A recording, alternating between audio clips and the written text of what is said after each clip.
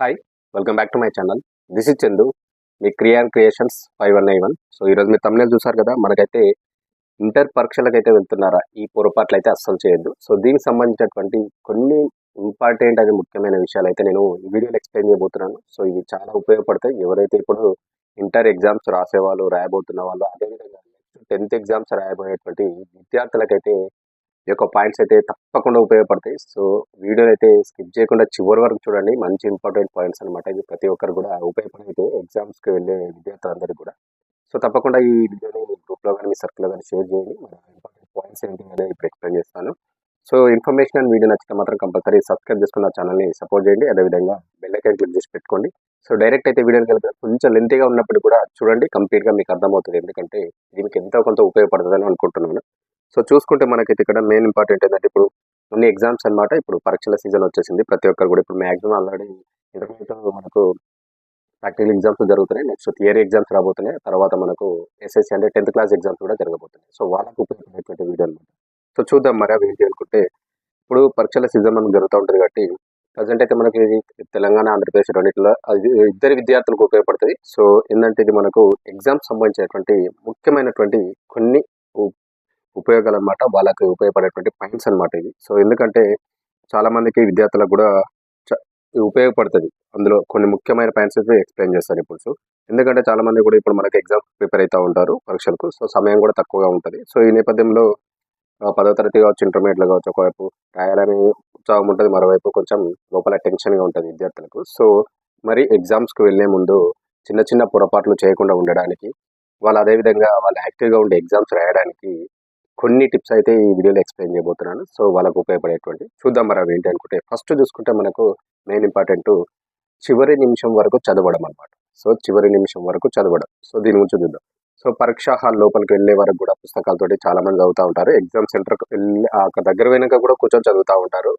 Centre లోపలికి వెళ్ళే ముందు కూడా చదువుతూ ఉంటారు. సో దానివల్ల ఏంటంటే మన మెదడు అనేది కొంచెం అలసిపోతుంది, బ్రెయిన్. సో అదైతే చేయకండి. దానికి బిఫోర్ మీరు ఏంటంటే అట్లా చదవడం వల్ల చాలా విషయాలు కూడా గుర్తు రాకుండా పోతాయి కాబట్టి దానివల్ల మీకు గందరగోళం ఏర్పడుతుంది. సో దానికంటే బిఫోర్ ఒక 20 మినిట్స్ కూడా మీరు ఆపేసేయండి.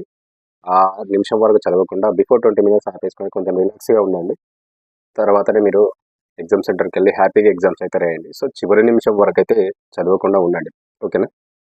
నెక్స్ట్ చూసుకుంటే హాల్ టికెట్, స్టేషనరీ. సో వీటికి సంబంధించినటువంటి ముఖ్య ఇంపార్టెంట్ ఏంటంటే మనకు ఎగ్జామ్స్కి వెళ్ళే ముందు తప్పనిసరిగా మీరు గుర్తుంచుకోవాల్సింది మెయిన్ ఇంపార్టెంట్ విషయం ఏంటంటే మనకు hall ticket compulsory. Hall ticket అయితే మీరు ఇంటి నుంచి పరీక్ష వెళ్ళే వరకు క్యారీ చేయాలి. సో అది లేకుండా మిమ్మల్ని అయితే ఆ పరీక్షల్లోకి అయితే అలో చేయరు. అది ఒకసారి చెక్ చేసుకోండి. హాల్ టికెట్ పెట్టుకున్నామా లేదా, ఉందా లేదా, పర్సులో కావచ్చు, బ్యాగ్లో కావచ్చు. సో మీరు ఎగ్జామ్ సెంటర్కి వెళ్ళే ముందే చెక్ చేసుకోండి, వెళ్ళిన తర్వాత చెక్ చేసుకోండి హాల్ టికెట్ ఉందా లేదా అనేది కూడా. సో దానికి సంబంధించినటువంటి ఇంకేమైనా పెన్నులు కానీ పెన్సిల్ కానీ ఏమైనా క్యారీ చేస్తారు కదా, ప్రతి ఒక్కరు కూడా చెక్ చేసుకోండి. పోగానే వెళ్ళే ముందు చెక్ చేసుకోండి, పోయినాక చెక్ చేసుకోండి. సో అవి లేకుండా మిమ్మల్ని అలో చేయరు హాల్ టికెట్ లేకుండా కాబట్టి మెయిన్ ఇంపార్టెంట్.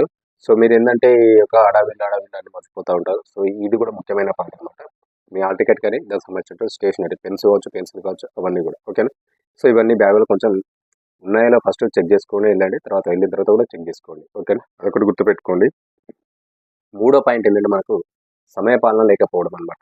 సో పరీక్ష రాసేటప్పుడు తెలిసిన ప్రశ్నే కదా అని చెప్పేసి ఒక జవాబు గంటల తరబడి రాయద్దు. కష్టమైన ప్రశ్నల దగ్గర ఆగిపోకుండా తెలిసినవి ముందుగా పూర్తి చేయండి. మార్కులను బట్టి సమయాన్ని కేటాయించండి. సో చాలామంది ఏం చేస్తారంటే ఒక క్వశ్చన్ వచ్చిందని పట్టుకుని దాన్ని లాంగ్ లెంత్గా రాస్తారు. సో దానికి మార్కులను బట్టి ఎంతవరకు రాయను అంతవరకే అయితే దానికి ఇన్ఫర్మేషన్ అయితే రాయండి. అదేవిధంగా రాని క్వశ్చన్ పట్టుకుని టైం అంతా వేస్ట్ చేయకండి. వచ్చిన క్వశ్చన్స్ అన్ని రాసుకుంటూ అయితే వెళ్ళండి.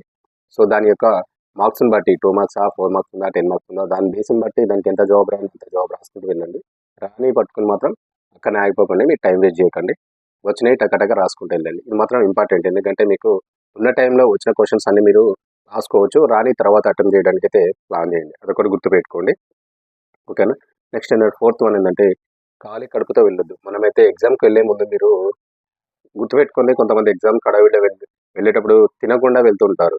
సో దీనివల్ల ఏమైతే అంటే పరీక్ష మధ్యలో నీరసం రావడం లేదా ఏకాగ్రత నశించడం అయితే జరుగుతూ ఉంటుంది. సో అలా దానివల్ల మనకి ఏంటంటే జంక్ ఫుడ్, బయట ఏమో ఫుడ్ తింటూ ఉంటాం. దానివల్ల మనకి ఏంటంటే కొంచెం కడుపులో ఇబ్బంది ఏర్పడుతుంది. స్టమక్ పెయిన్ ఇలాంటివి వచ్చేటువంటి అవకాశాలు ఉంటాయి కాబట్టి గుర్తుపెట్టుకోండి. సో బయట ఫుడ్ తినడానికైతే అవాయిడ్ చేయండి. ఎగ్జామ్స్ టైంలో కంపల్సరీ ఇంట్లో ఫుడ్ తినేసి అయితే వెళ్ళండి. హడావిడి ఎంత కాకుండా చూసుకుని టైం కేటాయించి మరీ తిని వెళ్ళండి. ఓకేనా, గుర్తుపెట్టుకోండి ఇదొకటైతే. సో బయట ఫుడ్ అయితే అవాయిడ్ చేయండి ఎగ్జామ్ టైంలో. ఓకేనా, అదొకటి గుర్తుపెట్టుకోండి. 5వ పాయింట్ వచ్చేసి మనకు గ్యాప్ లేకుండా చదవద్దు. ఇదొకటి గుర్తుపెట్టుకోవాలి. ఎగ్జామ్ టైంలో హార్డ్గా ఉన్న సబ్జెక్ట్ పైన ఎక్కువ దృష్టి పెడుతూ ఉంటారు విద్యార్థులు. సో ఇలా ఎక్కువగా అదే సబ్జెక్ట్ పైన ఫోకస్ పెడితే మిగతా సబ్జెక్టుల పైన ప్రభావం అయితే పడుతుంది. సో చదివేటప్పుడు మధ్యలో కాస్త విశ్రాంతి అయితే తీసుకోవాలి. దీనివల్ల కూడా మీ మైండ్ అనేది రిలాక్స్ అవుతా ఉంటుంది. కొందరు ఏం చేస్తామంటే హార్డ్ సబ్జెక్ట్ ఉంటుంది చూసినా దాన్ని పట్టుకొని గంటలు గంటలు రోజు చదువుతూ ఉంటారు. అలా కాకుండా మీరు చదివేటట్టు ప్రతి సబ్జెక్ట్ కూడా కొంచెం రిలాక్స్ టైం కేటాయించండి. ఒక గంట చదివారనుకోండి, 5 నిమిషాలు 10 నిమిషాలు బ్రేక్ తీసుకొని అలా కంటిన్యూగా చదవండి. అదేవిధంగా రాని సబ్జెక్టే కాకుండా వచ్చిన సబ్జెక్టు చదువుకుంటూ మీకు టైం ఉన్నప్పుడల్లా రాని సబ్జెక్ట్ మీద కొంచెం ఫోకస్ ఎక్కువ చేస్తూ టైం రిలాక్స్ అవుతూ చదువుకుంటూ వెళ్ళండి. దీనివల్ల ఏంటంటే మీ మీద స్ట్రెస్ కొంచెం తగ్గుతుంది. సో మీరు హ్యాపీగా చదువుకొని సబ్జెక్టులను అయితే చదువుకుంటూ ముందుకు వెళ్ళడానికి అయితే మీకు ఉపయోగపడుతుంది. ఒకటి గుర్తుపెట్టుకోండి. నెక్స్ట్ చూసుకుంటే మనకు 6వది వచ్చేసి కాఫీలు టీలు తాగండి. సో చాలామంది కొంతమంది ఏం చేస్తారంటే రాత్రిపూట ఎక్కువసేపు మేల్కొని ఉండడానికి చదవడానికి ఏం చేస్తారంటే ఆ సమయంలో కాఫీ టీలు ఎక్కువ తాగుతూ ఉంటారు. సో దీనివల్ల ఏమవుతుందంటే ఆరోగ్యం పైన కొంచెం ప్రభావం అయితే పడుతుంది. సో మీరు ఏ టైం వరకు చదవాలో ఆ టైం వరకు చదవండి.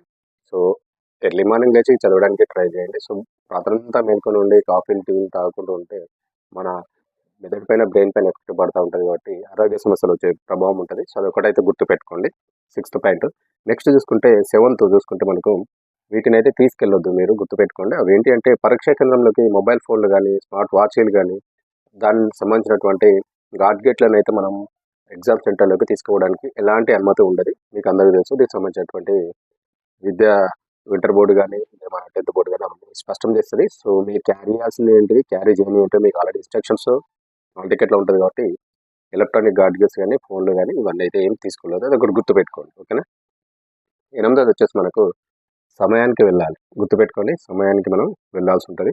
సో పరీక్ష సమయానికి ఒక్క నిమిషం లేట్ అయినా కానీ మనకైతే ఎగ్జామ్ సెంటర్లోకి అయితే అనుమతించరు. మీకు అందరికీ తెలుసు. చాలా ఎగ్జామ్ సెంటర్లలో మనం చూస్తూ ఉన్నాం. ఎగ్జామ్స్ జరిగినప్పుడు ఒక్క నిమిషంలో లేట్ అయిపోతుంది, ఎగ్జామ్ సెంటర్లోకి అలౌ చేస్తలేదు. సో ఇప్పుడు ఏదో చిన్న ఎగ్జామ్స్ అని ఇచ్చినట్టున్నారు, తెలంగాణ ఇంటర్మీడియట్ బోర్డు అనుకుంటాను. సో కాకపోతే మీరు ఏంటంటే ఇన్ టైం వరకు రీచ్ అయ్యేటట్టు అయితే ప్లాన్ చేసుకోండి. బిఫోర్ 20 నిమిషాల ముందే మీరు ఎగ్జామ్ సెంటర్కి రీచ్ అవ్వడానికి అయితే ప్లాన్ చేయండి. సో టైం వేస్ట్ అయితే చేయకండి. కంపల్సరీగా బిఫోరే వెళ్ళండి. బిఫోరే వెళ్ళి అక్కడ ఉండేటట్టు అయితే ప్లాన్ చేసుకొని కొంచెం రెస్ట్ తీసుకొని ఎగ్జామ్ సెంటర్లోకి వెళ్ళడానికి అయితే ట్రై చేయండి. సో ఇది మనకేంటంటే ప్రతి ఒక్కరు కూడా గుర్తుపెట్టుకోండి. మీకు ఉపయోగపడేటువంటి ముఖ్యమైన విషయాలు 8 చెప్పాను. ఇవన్నీ కూడా మీకు ఎగ్జామ్స్ రాసే విద్యార్థులకు అయితే చాలా ఉపయోగపడతాయి. ఓకేనా. ఇన్ఫర్మేషన్ అండ్ వీడియో నచ్చితే కంపల్సరీ లైక్ చేయండి, షేర్ చేయండి, సబ్స్క్రైబ్ చేసుకొని నా ఛానల్ని సపోర్ట్ చేయండి. Thank you.